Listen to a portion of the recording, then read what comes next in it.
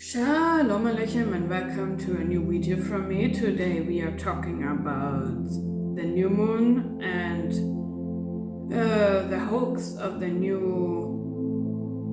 so-called Lunar Shabbat, because many confuse one thing with the other thing, and I hope you will listen carefully because it is very important, and then I will reveal some interesting facts.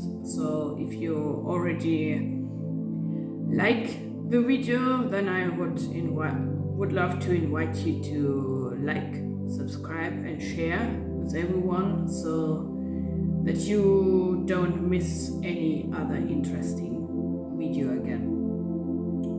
So the new moon is something very important in the Bible, and especially if you are walking in the truth of Abba Adonai Yeshua Mashiach Jesus Christ, or whom you call Jesus Christ, because when you are grafted into the house of Israel, then you have become Israel, and then you have to keep all the obligations that Israel had to keep also, because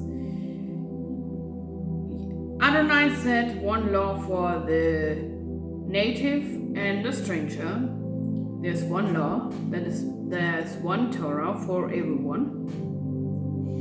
And it is more deeper than anything you might notice, because when you read the Bible, especially when you start with the Old Testament, the original covenant, you will stumble about two things. The Shabbat. The Shabbat is separated from the new moon. The new moon is the first day of a new month. So let's dive into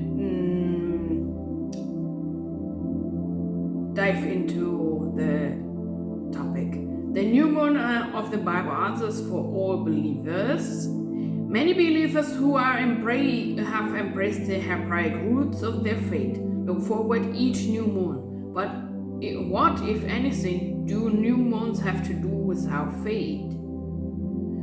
Not unique to those in Hebraic roots and Messianic faiths, the new moon has significance in many cultures. In Hebrew, the new moon is called Rosh Chodesh, meaning head of the months. In dedicating that the new moon starts a new month of the Hebrew or biblical calendar. So you see, then the science wondering exactly what a new moon is. It is a thin silver of moon that appears opposite the full moon in lunar cycle. New moons can be predicted on the calendar, however they can be seen within 2 days of that predicted day. A new moon occurs when the moon is between the earth and the sun. It appears dark, as if there is no moon in the sky, and the silver of the moon can be viewed briefly just after sundown. There are new moons found in the Bible. You may be surprised, I was too, at the amounts of times new moons are mentioned throughout the Bible. They referred to as new moons, but also as first day of the months. In biblical times, the Hebrew people watched the new moon and notified those at the temple when it was sighted. There had to be multiple witnesses to make sure it was really seen, as it was very important to mark the beginning of the months currently. It is biblical that the moon dedicates Elohim's calendar. He even tells us at the very beginning of the creation that was why he created it. Then Elohim said, let there be lights in the expanse of the heavens to separate the day from the night, and let them be for signs and for seasons and for days and years. Genesis 1:14. The two important things to note in the above verse is that the word translated here as seasons is the Hebrew word moedim, which means appointed times, such as the feasts and festivals.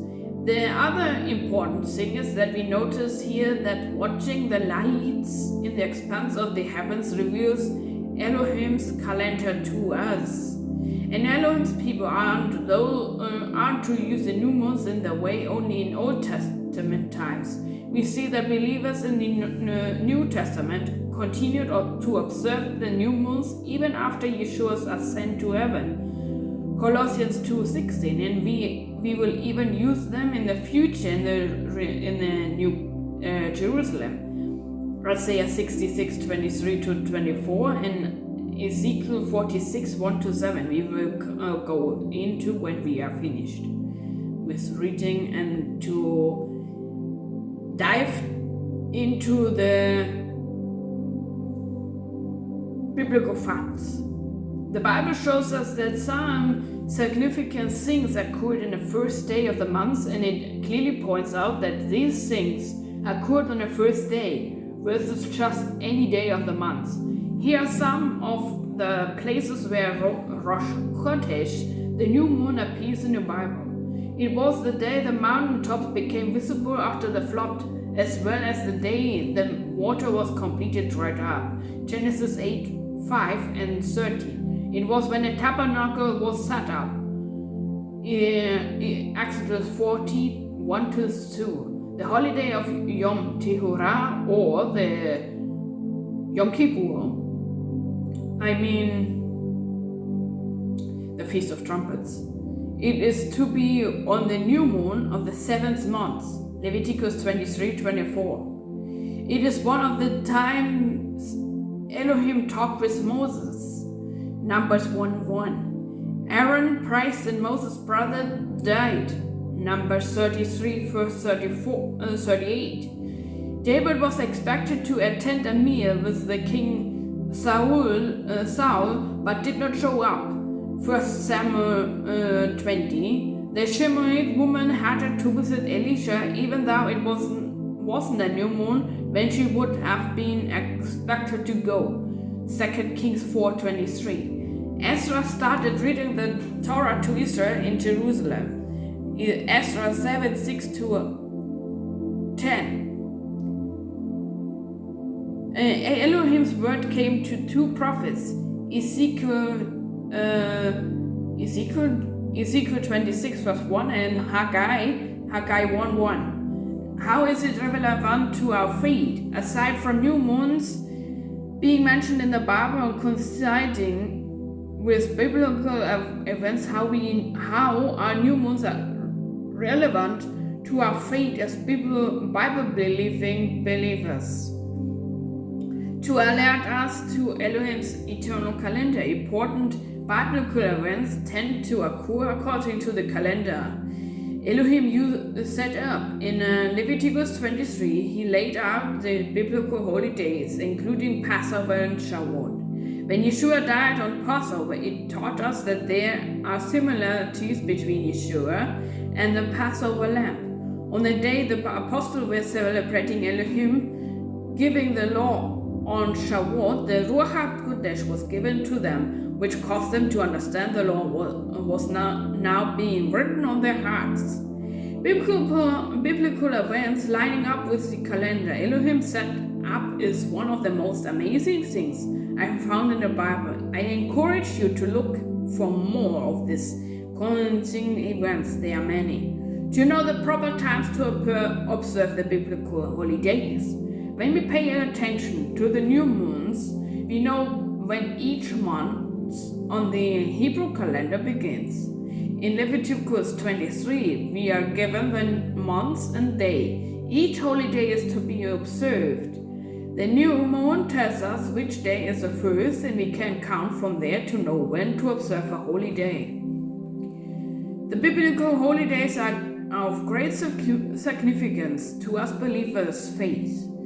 Here's an overview on each holy day, and here are the revelations of each to our Hamashiach, If you aren't yet observed them as a tradition, give it a try. I think you will be blessed by it. How does a biblical choose the new moons?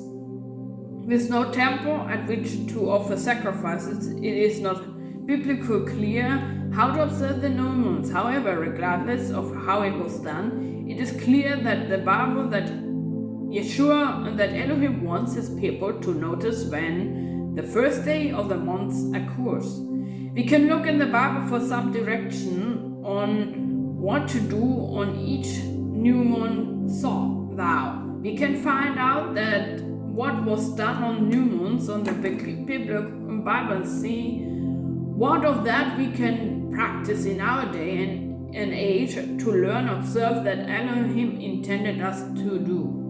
Of course, it is always helpful to spend some time in the Word as we are trying to understand any biblical concept.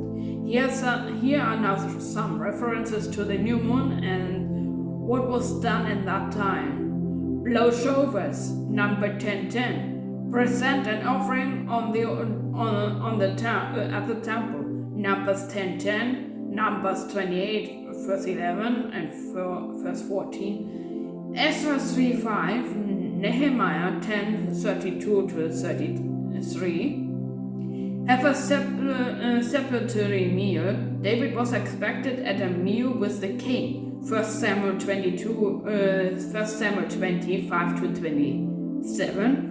Worship. Isaiah 66 verse 23. Celebrate. New moons are grouped with other celebratory festivals. Hosea 2 verse 11. Grain wasn't sold on the new moon, possibly indicating that it's a Shabbat. Amos 8:5. Given these biblical activities done on new moons, what should we do? Here are some things Hebraic roots believers do during these times. Blow showers, dance, plan, discuss and study the holy days of that month.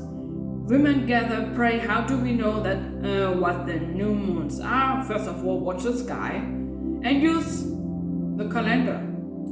Everyone has a calendar nowadays. Now we go in something what many New Agers don't know. When a new moon, there are some folks out there which see the new moon, the blood moon and the moons and whatever, they are freaking out. And they assume and use it as witchcraft thing. When a blood moon occurs, New Agers such rush to assign spiritual meaning to it. They pray to the moon as if it were a living power, treating the full moon as a time to release blocks and negativity and the new moon as a time to attract manifestations. Sadly, some professing Christians, but Christianity anyways is a hoax. Some believers also get caught up with the hype, claiming that blood moons are divine prophetic fulfillments, yet both of these responses miss the point. Because turning to the moon for help is adultery, and claiming biblical prophecy can be distorting of his word. The sun, moon, and stars were created for signs, seasons, days, and years. Genesis 1:14. They were never meant to be objects of worship or divinations. When Israel fell into idolatry, one of their common sins was bowing to the hosts of heaven. 2 Kings 17:16. Abba Adonai Yeshua HaMashiach warned that anyone who bowed down to created lights was guilty of turning from the Creator to the creature. Deuteronomy 4:19, Romans 1:25. This same deception still appears today when people pray to the moon for guidance, peace, or power. The Bible is clear that prayers to be directed to Abba Adonai Yeshua HaMashiach alone, because he is the creator of heaven and earth. A blood moon is a total lunar eclipse when the earth passes between the sun and moon, causing the moon to appear reddish. It is a natural phenomenon, not a mystical sign. New Agers may assign power to it, yet Scripture never tells us to look to eclipses for spiritual insight, releasing bluffs or divinations. Much of excitement comes from Joel 2, verse 31. The sun shall be turned to darkness, and the moon to blood, before the great and awesome day of Adonai comes. This prophecy is repeated in Acts 20, verse 20, Acts 2, verse 20, and Revelation 6, 12. Yet, these passages don't point to eclipses that happen multiple times in a generation, but to cataclysm signs during this day of Adonai. They are end times judgment. When Abba Adonai Yeshua HaMashiach will directly intervene in history, to claim that lunar eclipse is a fulfillment of Joel's prophecy is misleading, because it lowers the seriousness of Adonai's judgments to a level of predictable astronomical events. Abba Adonai Yeshua HaMashiach warns his people not to be dismayed at the signs of the heavens. Jeremiah 10, verse 2. Instead of looking up to the moon for power, true believers are called to look to Abba Adonai Yeshua HaMashiach, Jesus Christ, the one who rules over all creation. Abba Adonai Yeshua HaMashiach told us to prepare for his return, but he did not tell us when he would return, what points to the Feast of Trumpets, but only real believers will understand this one. We anxiously await his return, and sometimes we get overly anxious. The gospel reminds us that our salvation, our hope, comes from the finished work of Abba Adonai Yeshua HaMashiach on the cross. He is the true light of the world. John 8:12.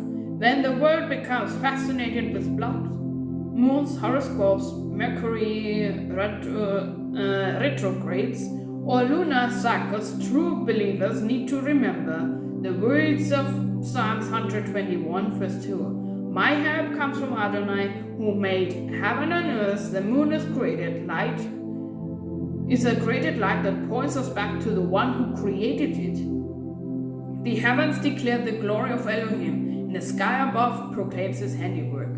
Psalms 19, verse 1. And now we are going to the so-called Lunar Shabbat. Because many out there are now messing up everything.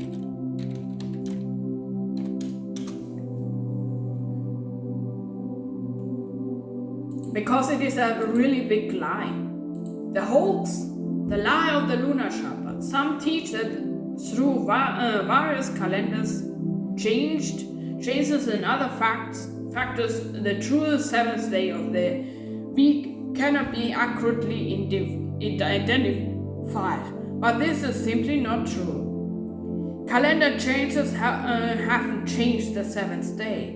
Some suggest that the calendar change made by Pope Gregory the 8 means the days of the week have been confused, and thereof we cannot know the true seventh day today. It is true that in 1582 Pope Gregory made a change to the calendar. Our calendar today is called the Gregorian calendar because of this change. However, this change did not interfere with the weekly cycle. What exactly did Pope Gregory do to the calendar before 1582? The Julian calendar had been in effect, instituted by Julius Caesar around 46 BC.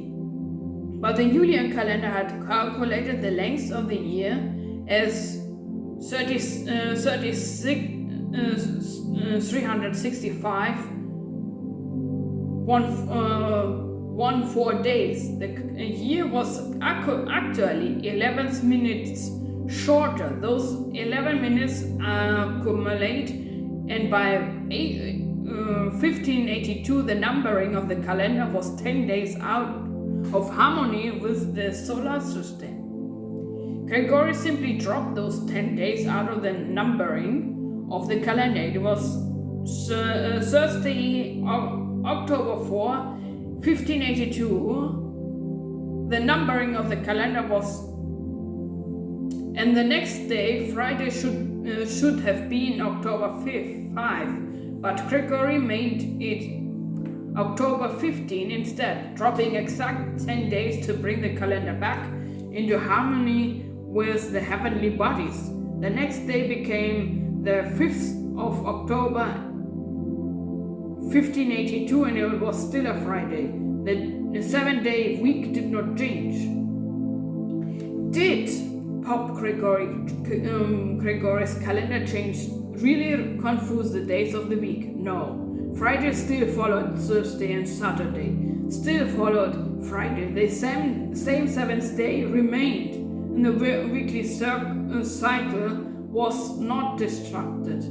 So when we keep the Shabbat on Saturday, we can be possibly that our 7th day of the week is the same 7th day of the week that Adam kept, and the same day Yeshua observed, which he did every week according to Luke 4:16. The 7th day is named as a rest day in many languages. The word Shabbat in many languages spoken around the world is the very word used to name the 7th day of the week, known as Saturday in English-speaking nations like the United States.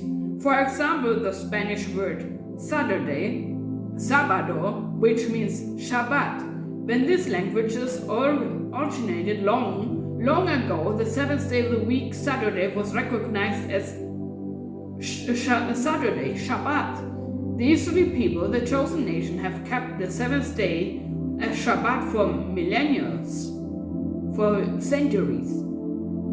Another fascinating evidence is the long history and practice of the oldest ethnic and religious group on the earth help us to accurately identify the 7th day. The Israeli people have been observing the Shabbat on the 7th day from the time of Abraham, and they still keep it today. Here is a whole nation's millions of individuals who have been counting off time meticulously week after week for thousands of years. Could they have been lost track? Not likely. The only way they could have lost a whole day of the week would have been for the entire nations to have slept an extra 24 hours for no one to tell them about it afterward. There has been no change or loss of the 24 or loss of the Shabbat day since Elohim created it in Genesis. The origin of the week is found in the creation story, and there is no astronomical reason for measuring time in cycles of 7 days. The 7-day Shabbat is purposeful design of Adonai and has been miraculously preserved throughout time, and it will be preserved and observed throughout all eternity. Because we go now to Isaiah 66:22-23. For as the new heavens and the new earth, which I will make, shall remain before me, says Adonai, so shall your descents and your name remain. And it shall come to pass that from one new moon to another, from one Shabbat to another, all flesh shall come to worship before me, says Adonai. So I think it is now very clear that you cannot mix both. That is seriously impossible, and I will link down below also much more Bible verses which you should read. Enoch is describing very clear when the months are coming, and we go to Enoch and I tell you what to read. You should read it, not me. I will put it down below in the description box so that you can read the Shabbat days and find out that seriously it is interestingly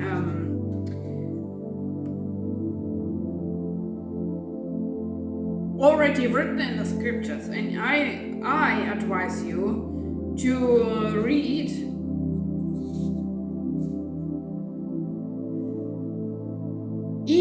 First Enoch chapter 71 to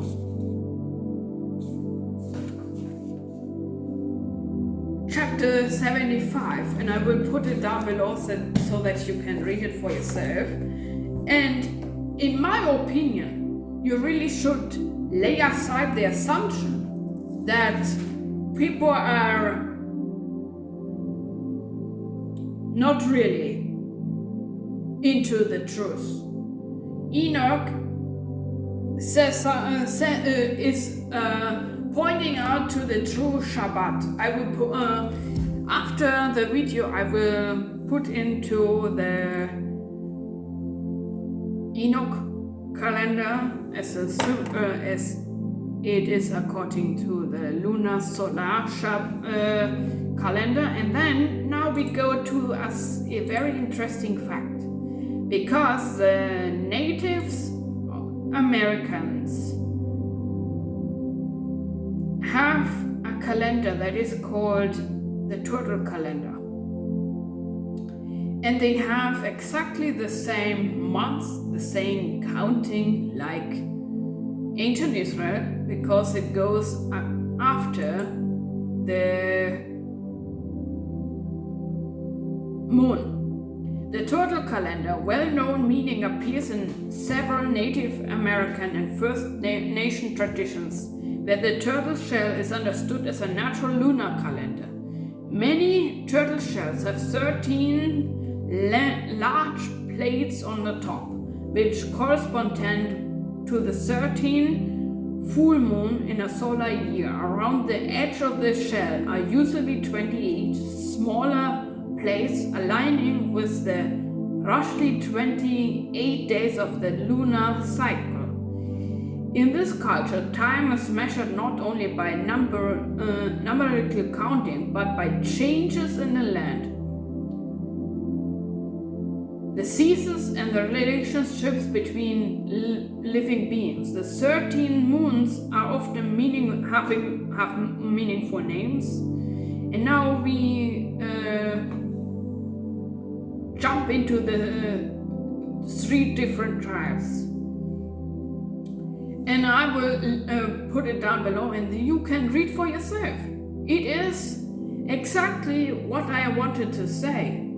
Many don't know that we have 13 months, not just 12. Why? Because we go to something interesting.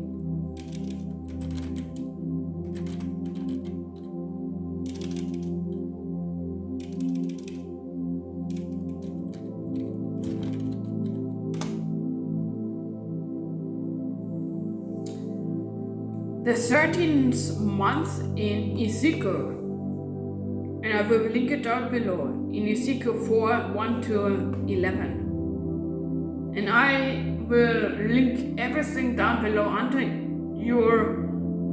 in my description box, so that you can download the free printables what I made about those topics, so that you can search out for yourself and save it, because nowadays everyone can understand and know and research everything. I hope you liked my video. Thank you for watching. Like, subscribe and share. And let me know in the comments what type of more videos you want to know. And thank you for watching. Shalom.